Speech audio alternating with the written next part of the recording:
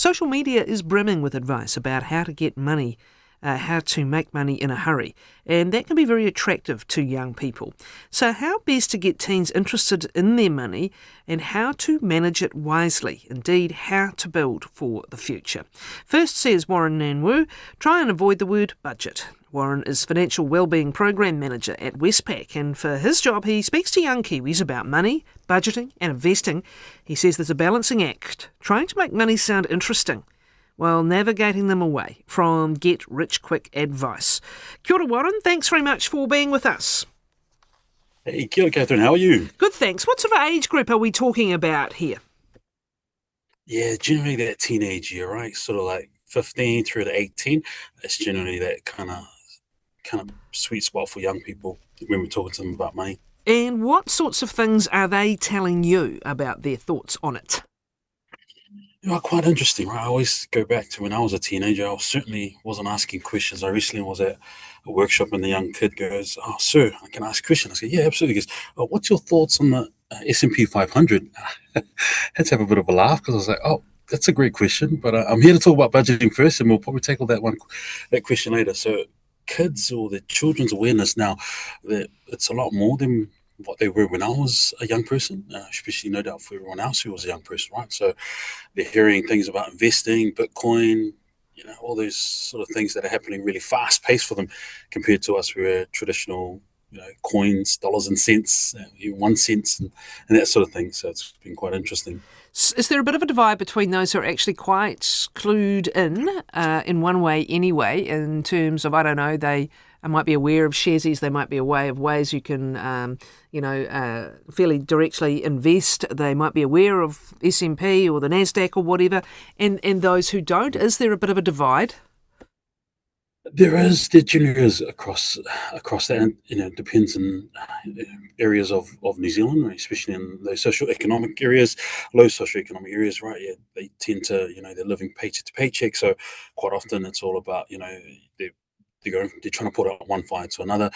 In some other areas, they're quite versed in conversations around money is always positive and confident, so that kind of lends its way into that divide that you're just talking about. So at this stage of life, will many have jobs, by the way? They are getting an income, so they're certainly, they're learning about kind of putia in, putia out, right? Yeah. Go ahead. Yeah, no, I was just going to say, yeah, absolutely. And often I say, when at workshops, put your hand up if who's working part time. And generally, a good portion put their hand up, And then my next question is, have you checked your payslip? And some of them are like, oh, it's kind of like umming and ahhing. I was like, oh, it's important that you should check your paycheck, and sort of just have that discussion around, hey, when you're earning putia, you need to check your payslip because you want to make sure that your boss is paying you for the appropriate hours and all those, and try to break down a payslip so that they understand what a payslip is, right? ACC, levy that you pay, your KiwiSaver contribution, your employer's contribution. And I say it's not always about just seeing what comes net in your hand. It's actually what you get gross, and just making sure everything makes sense. So that's kind of the key messaging we try to get young people to think about when they are working, is like, hey, understand what's coming in, and then what are your next steps? Okay, so understanding that payslip and it's payslip, and then let's get to the next steps. What's the range of experience you have with kids from, I just want to, use this to buy something now and it'll be all gone by the end of the day, to I'm saving for a particular thing I want to buy, and then how many are actually able to think longer term? What's the range you see? Yeah, it's quite mixed when I'm talking to young people, but we always try to step them through. It's like, when you're thinking about when you get money, it's not about, like you mentioned, it's not about spending the money and burning a hole in your pocket, but actually when you have money, it's like it's a tool. I often say to the kids, it's like, money's a tool, and often I always like to say to them, you are the CEO of your money. And if you're the CEO of your money and you're wasting your money, are you actually doing good things with it? And they'll kind of sit there and go, oh, yeah. So I try to get their mindset to think, like, if I'm the CEO of my money, how do I deploy my money? How do I put it to do things I want? And like you mentioned before, how do I save up for things that might be helpful for me in the future? So trying to step them back around from, because I say to them, hey, everyone's trying to steal your money. When you walk out your door, everyone's trying to steal your money. Like, I mean it in the most nicest way possible. Everyone is trying to steal your money, whether it's petrol, groceries, going to school, going past the dairy. Everyone's trying to steal your money. So people are like, oh, yeah, that's a good way to think of it. Where do you begin with them then? One word you do stay away from is budget. Why? Yeah, because that word is not sexy. Quite often, every time I say that, you can see people's eyes roll. I always look at people and I go, "Hey, I know the word budget's not sexy, but one way you could probably change that is change it to a word that's going to, connect with you, that's going to enable you to motivate you to go, hey, you know what?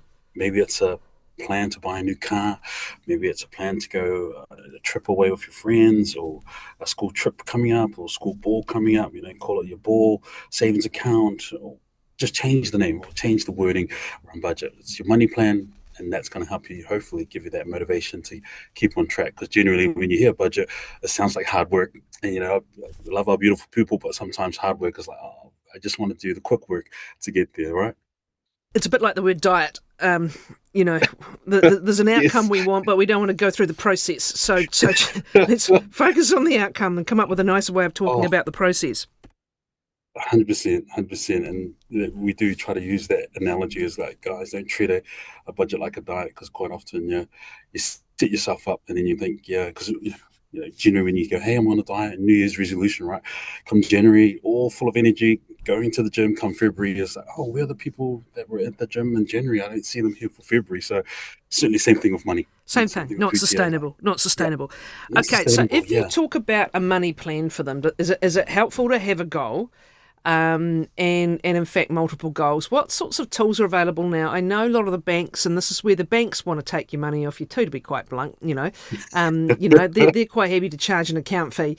But have banks got better at giving people the option of having different kind of savings funds? So this might be for your sport. This might be for the motorbike you're saving up for. This might be for whatever. Yeah. And organising money going into things where what you can see with your eyes is the end goal. Is that facility available and free from banks? Generally, yeah, most banks offer something similar, and I know a lot of banks across, because being digital banking now for young people. So quite often, I always say when you are setting up a savings account for your particular goal, whether it is for that motorbike or a bike, put an image of that bike on that savings account online, because when you visually see it, that's going to visually help you get motivated, which is then going to mean, hey, if I put money in, I don't want to take money out. So quite often, if you type in Google any bank name and go financial well-being, they'll generally pull up all their free resources and accounts that are available to help you save, and what particular savings account might work better. And they'll have all the terms and conditions and all the fees that are on there to explain how to access it. And I mean, generally with young people, they tend to have lower fees or no fees, because they're it's at it's that not just younger age, fees. especially when they're out. It's interest as well. It's amazing how much sometimes young people can save. I think I was actually a good saver when I was a teen, and things went backwards by Oh, the end of that decade at the rate of knots. Um, but actually, as it does sometimes, when yeah. still at school, Mm, it was actually going okay. But it's things like interest mm, as well. And, a lot of banks will have just a transactions account with zero interest.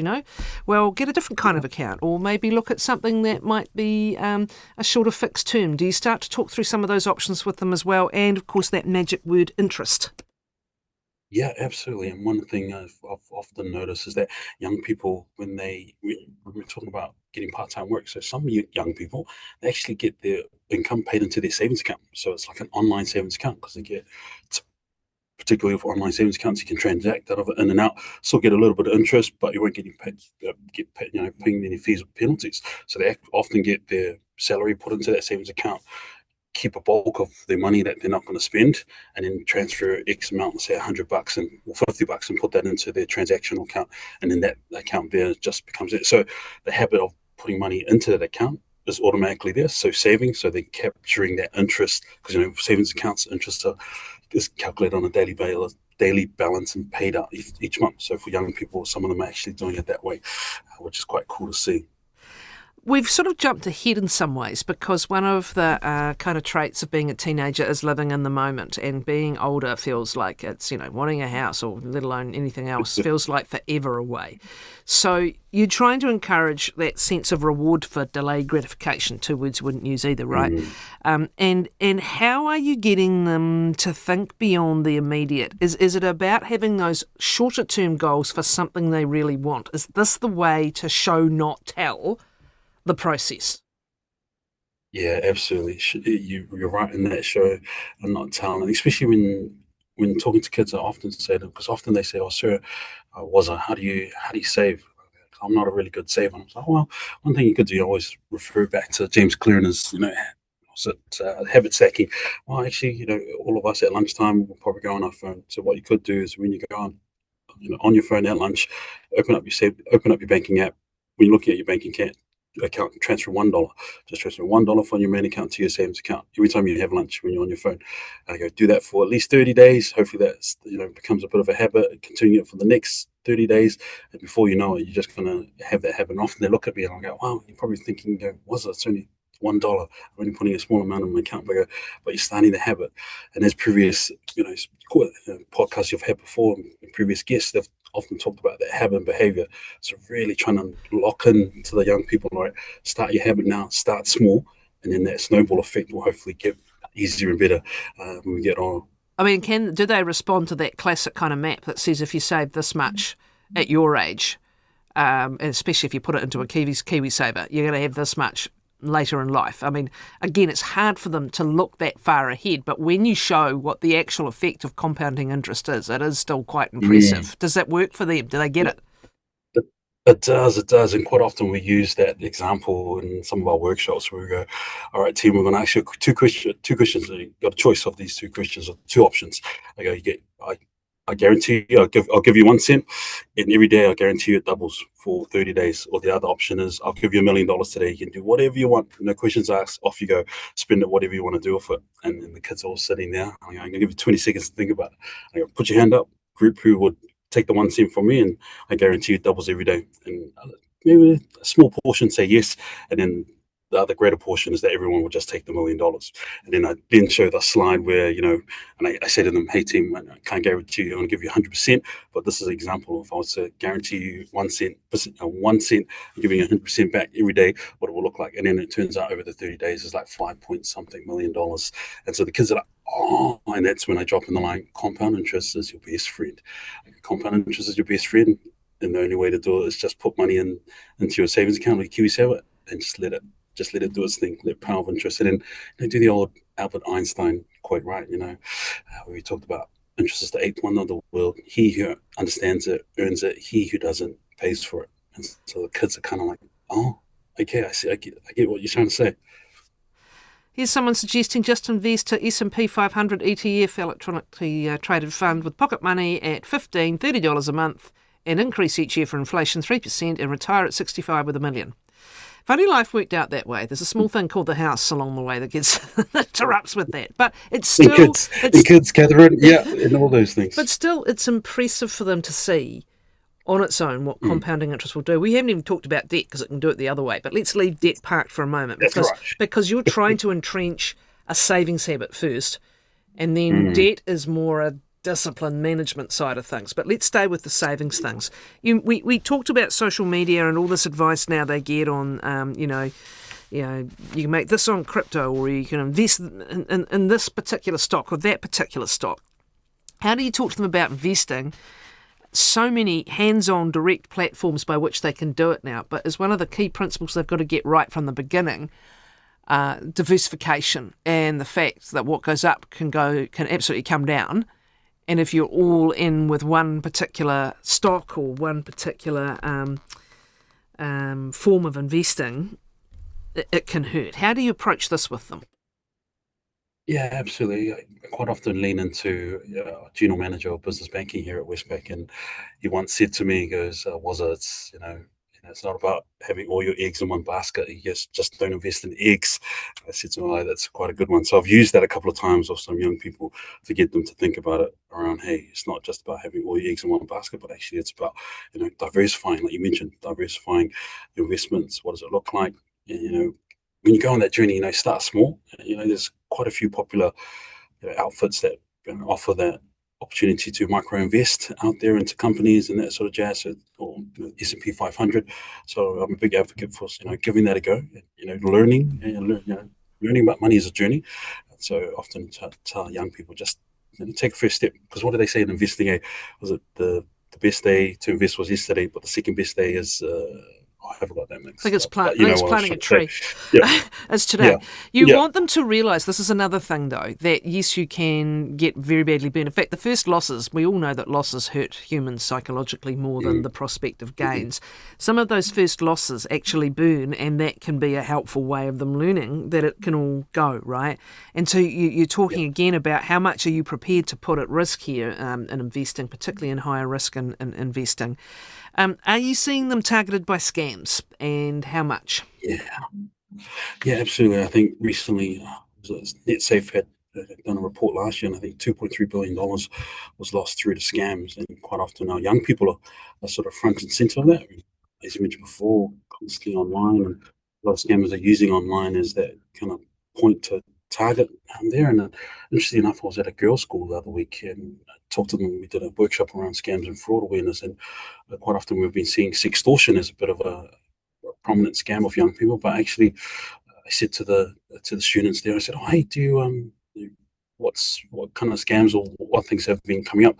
And they put their hand up and they said, "Oh, TikTok." And I go, "Yeah, well, what about TikTok?" They go, "Oh, we've been getting these messages and they like sugar daddies." They said, "Oh, I can be your sugar daddy if you send me pictures and that sort of jazz." So, and some of them showed me some of the messages. You know, these middle-aged men sending messages to young girls saying, "Hey, I'll be your sugar daddy." So, sent some alerts through to our financial crime team just to let them know, because often all our financial crime teams across all the banks will catch up and share intel around what common scams are with the New Zealand police. So, yeah, it's quite interesting to see that. But from a scam perspective, yeah, try to get young people, those get quick rich schemes, be careful, be mindful, watch out for those red flags and take a second to check. That's always how I sort of step young people through that. Take a second to check.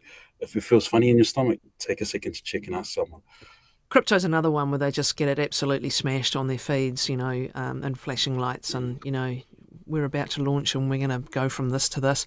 Very interestingly, now with the IR, Inland Revenue, from 1st of April, any gains, and some kids are really damn good at crypto, but any gains that they make are going to be visible and are going to attract a capital gains tax, something else for them to kind of be aware of as well.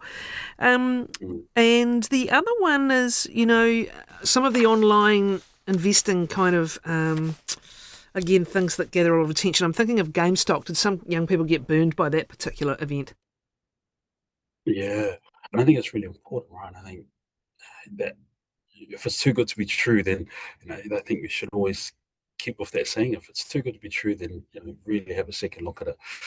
You know, especially like you mentioned that GameStop, the whole pump and dump stock type mentality. So, and our poor young people, right? And we mentioned it before, how sometimes getting a reward without doing the hard mahi means that that's a bit more attractive to a young person. But just highly encourage them, just take a moment, take a second to check, because you don't. Yeah, I know getting burned is a lesson, but yeah, sometimes you don't want to be getting burned too many times where the lesson doesn't become a lesson, it becomes a habit, right?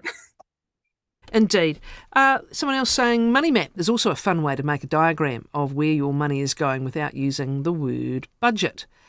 Okay, let's have a look at what we haven't talked about, which is debt. But actually, in the spirit of things that don't sound painful and in the spirit of things that, motivate young people, is it a good place to start with the investing?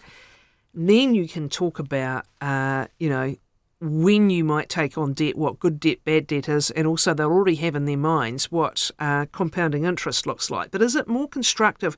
I appreciate so many young people in so many different situations financially, but is it more constructive to start with what you can build with anything you can save? Yeah, I think it is, especially when you can show them, right? Like if you put money aside and you invest, that's going to grow and that's going to help you, and that's potentially going to give you far better options, opportunities, and choices than you might do if you potentially borrowed money and ended up getting yourself into trouble and you spiraled out of control. Because I always often use my example. I've been working in the bank for half my life here, 20 years. But when I was a young person, I went and borrowed a car, and I got a loan from the car dealer, and it ended up being a BMW 1998 328i, lowered on rims, and I loved it. But I realized I could not afford it. Like, I couldn't afford keeping up maintenance, and being a European car, it got very expensive too. So one of those lessons around being burned, I got burned. So quite often I'm talking to young people going, hey, when you start getting your first job, when you start earning your pocket money and you feel like, hey man, I want to try to keep up with the Joneses and look cool and buy my car, flash car, get a Toyota Corolla. Get a Toyota Corolla. They're going to last forever. Pretty good on petrol. You don't need to have a flash BMW. Maybe get a flash BMW later in your life when everything else is sorted. So that's quite the storytelling I like to tell young people around Thanks. that. Appreciate your time. Thanks. That's Warren Nang Wu, who is with Westpac, spends a lot of time talking to young people in workshops, and we've been talking today about how to talk to them about money and how to make it work for you, not against you, without using words like budget or delayed gratification.